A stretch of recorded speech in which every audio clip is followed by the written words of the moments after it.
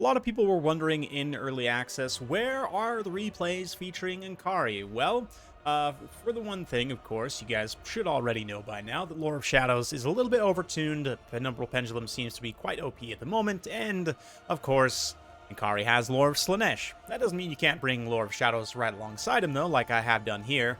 The other thing is just the Herald of Slaanesh is a quite cost-effective lord with Lore of Shadows, relatively cheap. All things considered, can be very effective, especially against the mortal factions. One thing about Ankari, very expensive, so you have to use him well. That being said, he does have a few kind of conditional abilities that make him very strong, specifically against other demons, and in the future, undead factions as well.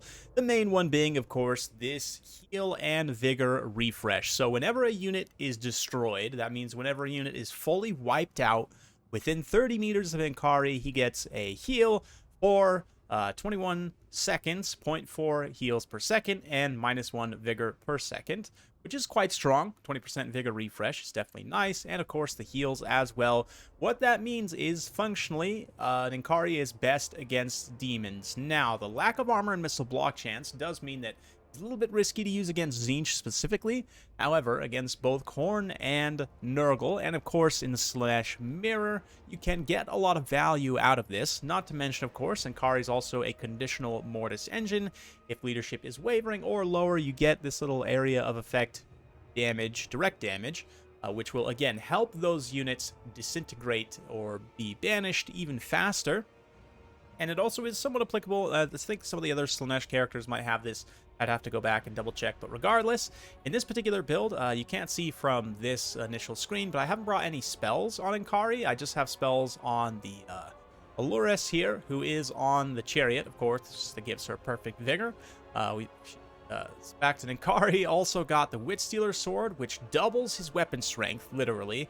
Up to 1,000 weapon strength. If I can find it here, it's somewhere on there. You know what it looks like. And I also have the debuff as well. In my other starting units, Fiends, we've got 2 Marauder Spears, 2 more Fiends in reserve, plus a Cultist in reserve, 4 Seekers, Armor Piercing, high damage, Devastating Flanker Cavalry, a couple of Hellstriders as well for some cheaper cavalry, and 5 Marauders for plenty of bodies. My opponent here, my patron Spudhouse, coming in with the Exalted Great Unclean One. This guy has his own Mortis effect. No conditions on this one, just straight up damage. Squishy Slaanesh units, this can be a big problem. He also has a huge amount of HP, so he can tank through the damage of Slaanesh quite well. Same thing with the Plague Bearers. Yes, they are very slow, but they have a lot of HP to try and tank out that shock damage. Soul Grinder, Great Unclean One in reserve. 2 Spawn of Nurgle, 2 Forsaken of Nurgle, 2 more Plague Bearers, and 2 Cultists. So let's get in and check it out. One thing to note, kind of playing against Slaanesh as both Khorne and Nurgle, you can expect Ankari in quite a few matchups and sort of play around it by bringing primarily non-demon units against Slaanesh. And I would even say for Nurgle, just kind of initially, my criticism of Spudhouse army composition here is it is relying a lot on those Plague Bears. I think, for me personally, just the higher damage output of Spawn and Forsaken make them better in this particular matchup, but Ankari, of course, also has 100 speed, which makes him exceptionally fast. Very good in these situations, and if your micro is on point, you can keep this guy moving and alive in situations where other ground-based monster lords would definitely have keeled over. So there's that. Requires a little bit of fine usage and some forethought, but definitely can be very effective in the right scenario. So now you can see the actual kit. No spells, just Willing Prey, Witstealer Sword, and then that Soul Siphon. And, of course, the Harvester of Souls as well. Now, the Allures is going to come in. Just Penumbral Pendulum on her. The only spell I brought is Penumbral Pendulum because House is an experienced player. And in a tournament scenario, you're very likely to run into Penumbral Pendulum unless it is explicitly banned. So I figured I would test it against him here and just kind of go for a full efficiency. This is maybe not exactly a tournament-ready build for myself from Slaanesh into Nurgle, but it's something that I might try in a more competitive setting, or something closer to that. But anyway, Ankari looking very cool here. Definitely an awesome unit model. Gonna kind of chill up on the hill as the Chariot rolls down, rolls through the Nurglings, gonna send them tumbling. Surprisingly, though, her mass does get stopped here. She's gonna have to turn around and get out of dodge before the Great Unclean Chungus walks over. And man, look at those flabby flaps flopping in the wind, man. The man boobs of the Exalted Great Unclean One. The fact that they're physics enabled, I think, is a really nice touch. You know, great attention to detail, CA, if it is maybe a little bit disturbing. But anyway, Chariot going to pull away there, and Inkari, you can see sweeping up and around. You definitely need to be taking advantage of that devastating flanker as much as you can. Here, though, I don't really have a lot of choice, but to just go straight in after the Great Unclean One, which we are going to do. Get a little charge animation there, pop the Wit Stealer Sword. With Poison, though, we're not quite at 1,000 weapon strength, but pretty close. Also, Willing Prey puts him down to 10 melee defense, 36 melee attack. There are some matched animations. Nice Penumbral Pendulum as well. So yeah, we'll kind of keep it close as the matched animations play out. You can see the rest of my forces are just hanging back for now. I'm not really committing to a big center blob engagement because it wouldn't go particularly well for me. Sort of developing some more units, sending some of my Marauder Spears up and around the side here. Again, Minkari's kind of running back and forth, not really taking a straight-up engagement. A lot of hit and run, right? Which is the name of the game. For Slaanesh, Fiend's going to move in. Against just Nurglings, I'm not too worried about throwing them, even if this isn't a cost-effective engagement. They're not likely to take a lot of damage because the Sulfurific Musks puts them down to the Nurglings down to only 19 attack with that good melee defense, at least relatively speaking. 36, not amazing, but it's all right. Definitely should be enough. We're going to get a little bit of something going too here. Looks like a buff on the Nurglings. Curse of the Leper, interesting. Some damage reflection onto the Fiends. Let's see if they actually end up taking a lot of extra damage as opposed to this other unit. We've also got the Cultist in here as well. And Kari just running around in circles, basically leading this whole Nurgle squad on a wild goose chase. Even if Inkari is not actually fighting, if he's leading off a huge amount of value, that in and of itself is tactically very strong. And, I mean, my opponent does kind of have to respond here, right? He can't just let Inkari run around and get free positioning and free rear charges. But ultimately, it is going to lead to that anyway. Another Pendulum going down here as Inkari maneuvers to try and get a charge down into this blob. I've taken a little bit of damage, but if I can run down here and stand close while some of these Plague Bears actually pop, I will get that healing. So I'm going to try and highlight Inkari's unit card as much as I can. We'll actually keep him selected so that you can see in this top right here where the active effects are. Anytime that effect pops from a unit getting wiped out, you'll see it there. I'll try and highlight it when it comes up just to call your attention to it, but keep your eye there just in case, especially as this Plague Bear right here goes down. We're getting close. Keep the banners and the UI up so you can see what's going on in terms of all that.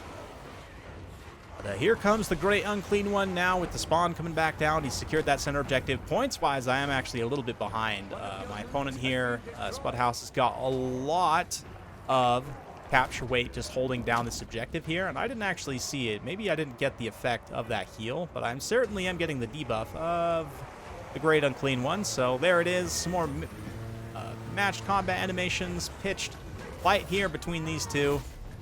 Cultist also on her pink Chaos Steed. Very fancy. My little Chaos Pony. Oof. Nice slap there from Inkari. Fiends pull out, pull back in for another rear charge. Spawns will sometimes proc this heal as well, keep in mind, just because even though they don't disintegrate, in fact, they're unbreakable, they may actually get wiped out fully near Inkari. So one thing, it might require a little bit of micro, but if you're up against Inkari, it might be worth it to actually pull the spawns back once they only have 1 or 2 unit models and unsummon them simply to prevent Inkari from getting that extra healing. But for the time being, this pitched melee engagement, now that we've got enough resources and we kind of got a nice full surround right here, I'm also able to continue to cycle charge with these Fiends and with the Chariot and whatnot with Inkari too, actually. Just keep rinsing in and out, hit and run, not staying in pitched combat for too long, because why would you? You're just playing into, whoa, Nurgle's hands. Not really sure what happened to the camera there. That was interesting. Anyway, Inkari coming back around for another rear charge, and I do think we're actually going to get the benefit of the devastating flank, where you can see actually hits the Great Unclean in the back and knocks him over there. Pretty brutal stuff. I didn't even realize you could knock over a Great Unclean One, but we both learned something there. More Nurgle units just about to pop into banishment, so let's get Inkari back up here, and again, watch that unit card for the healing as it goes. We should be getting some, right? And yes, the auto slowdown was absolutely trolling me, but anyway, if we get back to Inkari's unit card here, see some more matched animations play out, but this Plague Bear gonna go down, and now you will see, come on, any day now, the banishment. Does take some time, the actual banishment of units. Oh, is Inkari going to be too far out of range for that? It does look like, unfortunately, Inkari was not within range to get that actual healing proc, but maybe, just maybe, if Inkari finishes off the Unclean One himself and get it done, does look like we're going to see a heal, so maybe not immediately, but there you go. Ooh, a big hit on Inkari, though. There it is, Harvester of Souls. So you can see there, when units get wiped out nearby, it has a little bit of an internal recharge timer there, but did get a little bit of healing. So just wanted to show you guys at least one time it's active so you can understand exactly what's going on. It's a little bit tricky to use. It's weird self-healing, I will admit, but it is self-healing nonetheless, which Slaanesh largely lacks, especially against a faction like Nurgle that can sustain for quite a long time and heal through a lot of damage. You can see, even though this center engagement, I would say I was probably winning, all things considered, I still end up kind of in a way losing, because I just can't get through Nurgle in time. Although we did bring in a huge force of cavalry, have been developing them in the back, now moving in to try and support this engagement to finish things off. Kari fighting the Great Unclean One in pitched combat here. The huge charge of the Seekers is enough to deal huge damage. Get that devastating flanker and just shred all of the remaining Nurgle support units here. Chain and the Bell will not protect the big happy boy as Inkari strikes the finishing blow any day now. And certainly, with the Great Unclean One being within range, you can actually see the little healing green effect there on Inkari as it pops. So, all that to say, when Inkari takes damage, it might be a little bit counterintuitive, but you actually want to seek out combat against enemy low tier, especially demonic or undead units. Like, Inkari is actually going to be really good against all the undead factions, right, for the same reason. Maybe not so much against Coast because of their focus on shooting in a similar way that it's actually not amazing against Tzeentch. But nonetheless, certainly will be great in a lot of matchups. In matchups where you might expect a lot of unbreakable troops as well, like perhaps against the Dwarfs, if you think your opponent might bring at least, what, 3 Slayer units plus, possibly, 3 or more unbreakable units. That is a substantial amount of healing for Inkari if you can have him nearby when they're wiped out. But again, there's some other considerations there, like the range damage. Same thing with the Empire, like you might expect quite a few Flagellants against Slaanesh, but also might expect some Pistoliers and other range tools as well that could deal a lot of damage to Inkari. So it's an interesting mechanic. It's definitely pretty unique. Sort of odd form of self-healing makes Inkari conditionally very strong, but if you take an overall arching look here, you can see that I'm in a pretty good position. The Seekers did end up taking quite a bit of damage there, but that's okay. In terms of victory tickets, I'm just barely starting to pull even and ahead. But in terms of army damage value, I mean, still having Inkari and my caster online. We brought the Cultist out again for another Demonette summon. And both the Nurgle Cultists will be a little bit tough to deal with, but I can kind of play forward at this point. And even if I'm not necessarily winning engagements, as long as I can delay these Plague Bearers from getting onto this objective and retaking it, same thing with these Nurglings, although we will probably be able to win this fight. It's a 1,000 cost cavalry, getting a charge into a 350 chaff infantry, so you would hope that they would win, especially in kind of a side rear charge chaotic situation like this. There you go. Inkari also, again, feasting on the Nurglings, getting even more healing. So if we take a look here at the healing cap situation of Inkari, you can see that he is very quickly approaching his healing cap now, having got several heals from popping these low-tier units especially. I mean, Nurglings, this is like the top unit for Inkari to feast on in order to heal. There you go. You can see the Cultist. I love for some reason, I don't know why, the Chaos Steed just looks so appropriate for the Nurgle characters. Like the rust, sort of the plague flames coming off the back.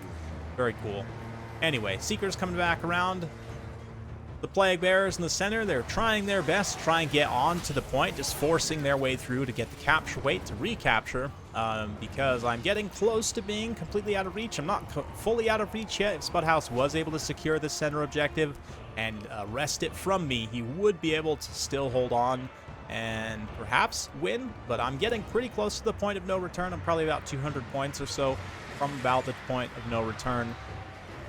And this Slaanesh cycle charge, I mean, I feel this is very much indicative of these two factions and the way, I mean, Nurgle, again, I kind of made my piece known already. I think more spawns and more Forsaken is probably the way to go in this particular matchup. And while the Great Unclean One, the Mortis effect is very strong in this matchup. Certainly, the healing of the Nurgle Herald also can help you sustain through Slaanesh's assault. Maybe even the melee attack buff of the hero, which someone recently pointed out to me and I have been using recently to pretty good effect, would help those Forsaken and Spawn of Nurgle dish out more damage against Slaanesh. So, I don't know. I'd have to try it out for myself and see. I need to play this matchup a few more times from the other side, but maybe I'll show you guys a video in the next couple weeks of me playing it from the Nurgle direction. Seeker Cavalry again, just getting a big rear charge. Biggest thing, just keeping those Nurgle units away from the objective. And some of them are starting to trickle in, but I've got plenty of capture weight enough to resist at this point. We'll fast forward a little bit as the rest of the Nurgle forces kind of try and get in. But that's the other thing about Plague Bearers, is reinforcing a point with them is really tricky because they're so slow. Forsaken, not only will they dish out more damage because they have higher attack and charge and weapon damage, but in general, they can get to the objectives quicker. So, while taking even the Exalted Plague Bearers, I actually do like in this matchup as your starting army, just to try and sustain through that initial assault. I think probably in reserve, you just want to go like all spawns and Forsaken. I also don't hate the pick of the Soul Grinder, but it didn't actually get brought out here. Neither did the Great Unclean One. But yeah, definitely the Plague Bearers I would leave. To just bring the Forsaken and so forth. I do like the Cultists, though, obviously quite a bit. They're mobile, armor piercing, or sorry, armor sundering, regeneration with the summon. I mean, there's a lot going there. But look at the damage value on Inkari, man. 6,400 damage value. A lot of that coming because the Great Unclean One healed itself so much. But still, I mean, you have to deal that damage, right, in order to get rid of it. So, tactically, it not only paid for itself, he not only paid for itself, but he did the job as well. 2,600 damage value on the Allurus as well, 122 kills with some Pendulums. Fiends also performing quite nice. As long as they don't sit too long in a pitched engagement against Nurgle, they can fight quite well here. Especially that debuff sort of lowering the already not stellar attack and defense stats of Nurgle units. I mean, they'll just trade that much better. And certainly the Cultist also helps here. The late game Cavalry summon, they don't end up paying a ton of value back, but getting pretty close to paying for themselves in a couple of cases. And then the Marauders just didn't even get used. So there you go. Yeah, that's pretty much it for this battle, though. This is the use case for Inkari. It's primarily against Khorne and Nurgle, but especially Nurgle. The ability to pop those Nurglings and get a lot of self-healing means that from the Nurgle's perspective, you might expect that and sort of play around it a little bit. Let me know what you guys think in the comments down below, though. Hopefully you enjoyed. If you like this sort of content, be sure to like, subscribe, hit that bell notification. Every time I upload a new video, you'll be notified. Thank you once again for watching, and we'll see you next time.